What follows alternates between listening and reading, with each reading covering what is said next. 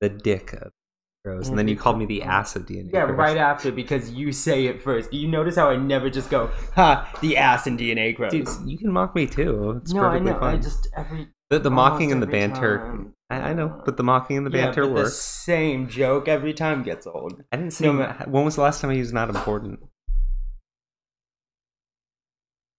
I literally said in the video I was doing by myself that I need you. I love Sweet you. Stuff. I love you too. Can we do it? I mean, now we kind of have to. We just leave that all in there.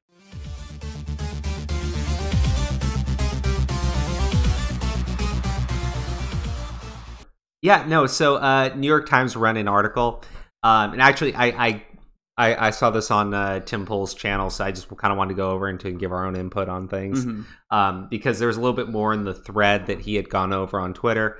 But essentially, if you don't know, New York Times ran an article talking about how Google, owners of YouTube now, in case you're totally unaware, it made $4.7 billion, and they quoted somebody as part of the News Media Alliance stating that journalists deserve a portion of that profit. Why would they deserve it? I guess I'm curious to know. Because they think they do. So they think they do. Did they do the news for Google? Well, so what they're saying is that a lot of the news that people go over on YouTube is ripped from those journalists, and it's just people commentating on from those journalists, so they deserve a portion of that profit. Now, here's my counter to that. If people are interested in reading your shit, then they would just read your shit. The reason why people would rather go to YouTube is so that they don't have to listen to your garbage bias. But hey, you know what? You could be on YouTube too, except nobody wants to listen to you garbage people. Yeah. Fox. Polygon, Kotaku, ANN. Yeah. The Verge. Vice. Oh, Vice is dead now. Yeah, Vice is dead now. Well, they might not actually be fully dead. Oh my gosh, they're like a zombie rotting corpse just walking around, just going like, yeah, you didn't get my head yet. Well, HBO canceled. The Vice will actually still be a company. Well, yeah. I mean, HBO, there won't be a HBO show anymore. However, they are actually looking to find somebody else, and they are expected to announce probably somebody else picking up like the everybody show. Just keeps dying. Hulu actually was supposed to be working with them as well. Whatever.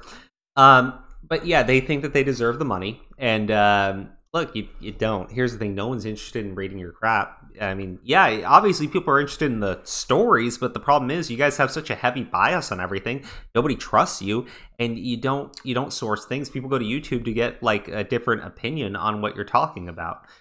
So sorry, get over it. If you wanted to do better content with better research, people would read it. Yeah, there's a reason. Yeah, there's just a reason why people listen to the people they're listening to and not you. New York Times could make their own, could have their own YouTube channel, hire some people to sit there and talk. They might, but who the hell's watching it? Yeah, if they are, I'm not aware of it.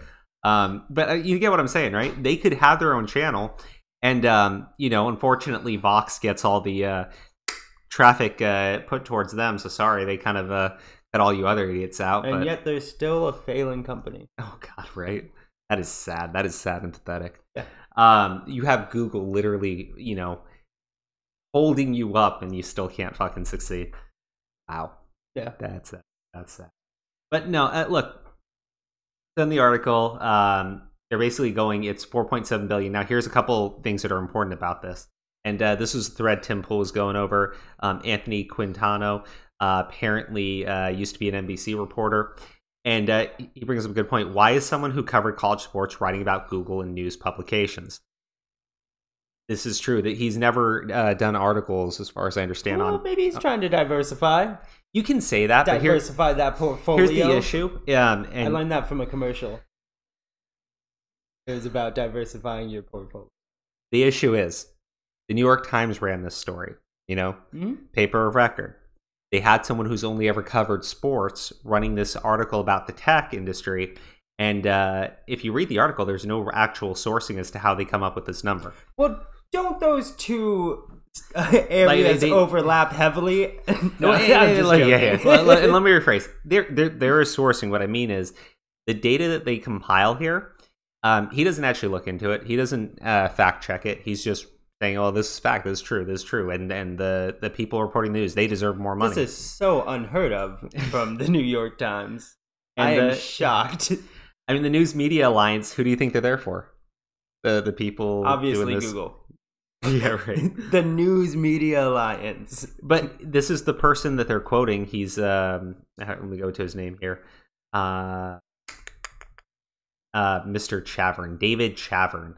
He's the chief executive of said alliance. Now, Mr. Tracy here, right? The person who wrote this article, Mark Tracy, he directly benefits from taking a cut of that money. Does he say anything about that? Obviously, no. That's not important to the story. What's important? I think that's just obvious. I mean, it should be. But are you really going to read that, or are you just going to read like the first few portions of the thing? I think that they. I wasn't going to read any of it. It was the New York Times. I was just going to go to YouTube. Here's the thing about this thread, though, right? Beyond just the stuff with the Med, because that was covered by Tim Pool. There's some other chats that happened here. You know, why must people be pigeonholed? Same reason a tech reporter wouldn't cover sports, knowledge of the topic and sources. Can someone have one interest, or only have one interest? It has nothing to do with interest. This is a job. Keith Olbermann, for example, was tremendously successful doing sports and politics. Not a good example. Why not? Because he's not a journalist. He's a commentator. And then he says, Mark Barnacle. Mike Barnacle was a journalist. He is no longer a journalist. He's been doing just political commentary for many years now. To say that he is still just a journalist, I mean, all you did was pull up another commentator. I think that's kind of an issue, is they're confusing commentary with journalism. It really isn't. That we can't call ourselves journalists because all we do is comment on stuff. When did Barnacle Boy start doing commentary? When did he leave Mermaid Man? He's like literally the old Barnacle Boy. Very old man. Got that long pickle nose? Yeah. No, I think without a thumbnail, just Mark Barnacle with a little pickle nose. No, dude, it's just gonna be Barnacle Boy from SpongeBob. Oh man, he's not important to the story. No, it's just... But I thought this was important because, you know, he's literally just keeps bringing up commentators and saying like, well, yeah, you can have more than one interest. Yeah, obviously you can, but look, if it's your job to be a journalist, you report on that subject. If you're a commentator, yeah, you can go and commentate on whatever the hell you want to. Doesn't make you a journalist. And if that's your standard for journalism, your standards are really messed up. So then there's another conversation he's having with the same person.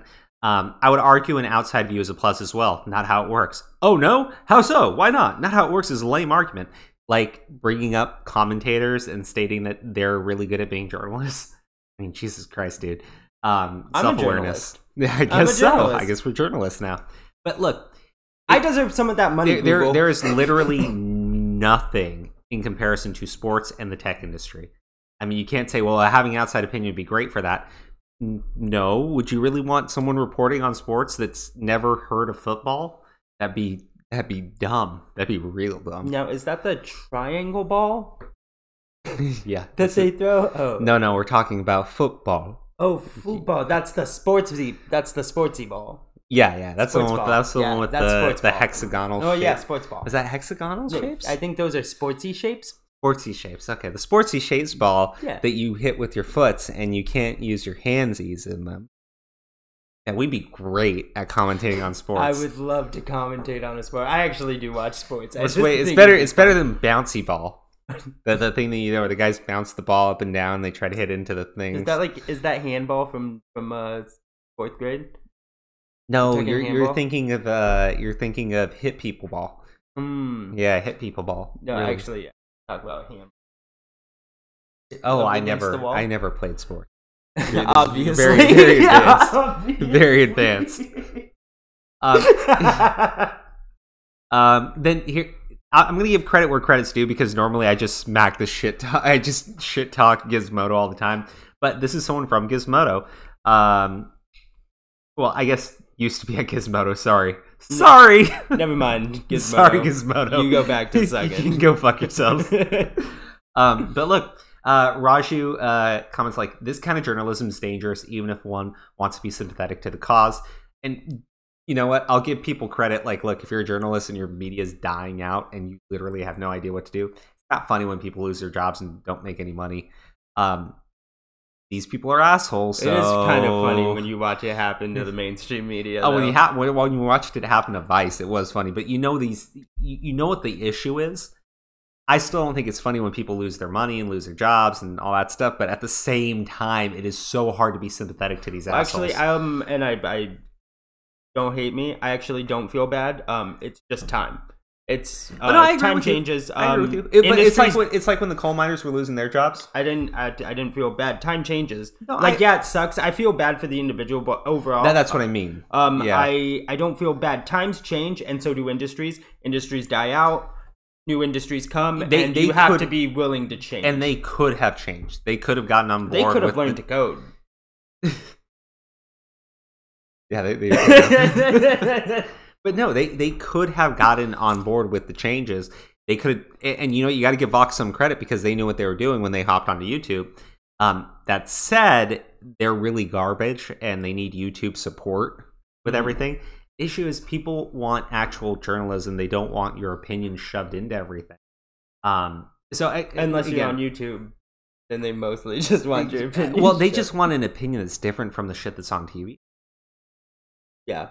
You know, I've actually been thinking about that a lot lately. But look, I think that's why right-wing media, and it's not just YouTube, you know, like Fox News thrives so well, is every other news media outlet is oh, yeah. I mean, look, Fox News wouldn't do that great if every other media was being if CNN didn't exist, to right. If CNN didn't exist, NBC would be doing great. No, yeah, because they would just transfer over. If NBC didn't exist, most of the viewers would probably... Here's my issue with saying that. MSNBC is actually really open about the fact that they are hardcore on the left, progressive and shit. CNN isn't. CNN continues to state we don't have a political bias. Their viewers know. Like, nobody's that dumb. Oh, gosh. You have not talked to CNN viewers. They literally believe that they are objective, unbiased journalists, not giving their opinions on everything. No, they would still go to MS. Like, I imagine so. That's what I'm saying. If one doesn't exist, the people will move. True, but I think MSNBC and everybody else is dying too. Like, people just don't trust the mainstream media, they period. But I'm saying they would be doing a lot better. They wouldn't be downsizing. Yeah, no, I agree with you. Well, I think all of them are eventually they will. Yeah, well, the problem is, you know, and eventually even Fox News will. That's just true. How things work. Fox News is also going down too. They're just getting more viewers than everybody else. But well, I mean, Tucker Carlson's actually. Well, yeah, he actually is. Got to give him credit. Yeah. And everybody on the left, Media Matters. What do they call it? The Tucker Carlson White Power Hour. Isn't that what he is? Isn't he a white supremacist? Apparently. I read that. Off of Carlos Maz's Twitter. Well, you all know if you love YouTube that you can trust the opinions of that weasel. Yeah. So yeah, back to the thread. New York Times blithely gives a newspaper industry group study a lot of ink with very little data. At Google made $4.7 billion from the news industry in 2018, study says. Again, where is your proof? Like there's not much to the data that they present. You can check it out for yourself. I'm giving you, but here's the thing. He goes into further detail here. This is the second story just this week at New York Times on U.S. media industry finances that provides very little underlying evidence to readers in making seemingly factual assertions about who ate newspapers' lunch. I actually really like that quote. Raju, that was really good. Yeah. I mean, and you got to remember, New York Times also did the article about the radicalized YouTuber. Does it saying how YouTube radicalized this one dude.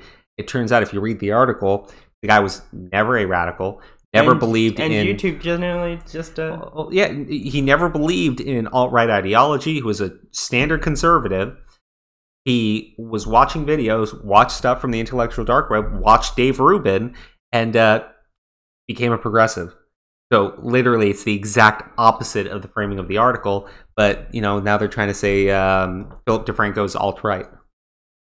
They don't give a shit. They're just going to keep smearing YouTube. That's so is Dave Rubin a homosexual? Oh my god, That's the thing that pisses me off about... I don't think that's, like, allowed. This is the thing that really pisses me off about this whole nonsense from the media. They are so intent on smearing people. And YouTube, which is owned by Google, has their own political leanings, has their own political ideologies, and they're just, like, bent over to take it up the ass every single day. Yeah. They don't protect their content creators. They're sitting there just bending that knee so hard they can't actually stand up anymore. Yeah, well, it's funny because, I mean, I've listened to a lot of people on the issue. These companies are purposely doing it to fuck up YouTube. Big time. Because, look, YouTube is destroying their industry. Their channel. And YouTube's just like, yeah, you know what? Maybe they're right. And it's like, no, YouTube could destroy them. They want to destroy. Well, yeah. They literally don't want you to exist. Well, I think at the same time, and I don't know who's in charge. I think YouTube doesn't want to go. YouTube doesn't want to have that fight either. That's the issue. They do, and they will continue to have the fight. No, I'm saying YouTube, I'm not saying. I know. Google doesn't want to have the fight. Google doesn't want to, but the people against you do want to have the fight. The other thing is, Google is taking advantage of the situation to their own ends to basically put in these really authoritarian processes and policies on YouTube. Yeah, because that's YouTube be also the downfall. Because YouTube operates outside of the U.S. and in other countries, you don't have First Amendment protections. It would be better for YouTube's pocket if they could just, put a hamper down on all these other things. I get that, right? But that will be YouTube's downfall eventually. True. You're always going to have another competitor try to rise up, but here's the thing: when that other competitor rises up, who do you think is going to go in and defend YouTube? The same people who are fucking slamming YouTube. Those people are terrible people. Yeah, but I mean, you got to think about it. Those people might not actually exist by that point. They're dying media. No, right? No. Here's the thing. I don't disagree with you there. Those people are still going to exist. Here's the issue. Those digital media outlets are just filled with activists. Those activists aren't going to die. If they're not in digital media, they'll try to infect some other industry. They'll shove their dick wherever they can. If it's not media, well, what's the influence there? TV. Late night talk shows. That is media. No, but those industries aren't doing super great. That's my point. They aren't doing super great, but they are not dead in the water. And the issue is... But eventually they will be. You know what YouTube would actually need to do? Pull up their fucking pants and just say, you know what, Vox? We're not going to send you any more videos. Or sorry, we're not going to send you any more people. We're going to stop recommending your videos. How's that? Teach them a lesson. Is YouTube going to do it? No. Because the moment they do that, Vox is going to come out with all these articles about all the dirty stuff around YouTube. Okay, but, I mean... I know, they're cowards. Yeah. What do you want me to say? Here's the thing, it's like, yeah, some sponsors might pull out. Eventually they'll come back like they always do. Even if Vox is saying these things. Because guess what? Most people want to go to YouTube. And most advertisers want to get advertisement time. Oh yeah, but whoever's running YouTube is literally Whoever's running YouTube is literally like freaking brain dead. Here's the issue that you need to understand too: the activists aren't going to just write stories; they're going to call the advertisers and scare the shit out. Hold on, they're going to scare the crap out of the advertisers. The advertisers can say, "Oh, we don't want to deal with this; just pull out." I get that, right? But here's the thing: is eventually those advertisers are going to go, "Wait, their viewer numbers are still the same. Yeah. Their viewer number may have even gone up." And they'll have to say, the problem is Google won't deal with the short-term pain. And I get that. Yeah. That's what my point is. Whoever's running the show is basically freaking brain dead. Oh, I think they know what they're doing. I don't. Oh, yeah. I don't think I think they do. Because here's the issue. They understand that their profits are going to remain the same. They understand that they can use these situations to their advantage. Look what happened with Carlos Maza. He comes out, wages war on YouTube to get someone banned. How did they do it? Well, they don't ban the guy. Instead, they institute this policy that everybody's been dreading, nobody's in support of, but since Carlos Maza's out there, what does YouTube do? They take advantage of the situation, they institute the policy, and just say, fuck you. Yeah. YouTube knows what it's doing. No, but I think in the long run, it's not good. Oh, you're right in the long run, but here's the thing. They can keep their profits running the exact same, and whoever's in charge there, making the monies for the YouTube. For now. For now, yeah. That's my point. For now isn't You think they're going to work there forever, though? They don't care. They don't give a shit. They'll work there for 5 years, and then they'll go work for somebody else. Yeah, but I'm just saying, like, that's not smart. No, it's not. But see, you're talking to like a board of directors that really just Don't give a shit. Yeah. They just want to see their money, their check come in, and not have to worry about this nonsense. That's your main issue. Yeah, I guess so. I don't know. I think somebody at YouTube should be worrying. You're right. Somebody's still going to work as far as like a long-term industry plan, it doesn't work. It doesn't make sense. But in other countries, they love it when YouTube cracks down on speech. Yeah. I mean, you think the UK wants people speaking freely? Fuck no. Yeah. China? Oh, God, no. All these other places don't have First Amendment. I get a lot of suggested videos from India. I've been looking into a lot of lighting and studio type things, and I get a lot of suggested content from India, and not gonna lie, some really good tricks. Go India. Yeah. Except India's kind of a terrible place. No, I know, but the people, the review people, when it comes to technology and how to like set up a studio and everything, know what the fuck they're doing. Yeah. Don't take this as racist or anything, but there's a reason why whenever you call tech support, it doesn't come. I'm telling you, man, they can make a 1-bedroom apartment. Hello, this is Paul. They can make a 1-bedroom and a 1-bedroom apartment into a 1-bedroom apartment with a filming studio. It's beautiful. It's friggin' no, it's awesome. And here we have a 2-bedroom house and can't figure this shit out. Oh no, actually, I know how to do everything. I just don't have the money. I don't have the time. I think that's it for the video. I think so. Remember to tell us what you think in the comment section. The conversation does not end here. Remember to like, comment, and subscribe. Think about maybe sharing. You okay? Whoa. Don't die. Whew. Don't die. Guys, subscribe to the channel or he's gonna die. It's stuck. It's stuck. Hey, just move your hand for a second. We're good. We're good. Thank you so much, everybody, for tuning into another episode. Bye-bye.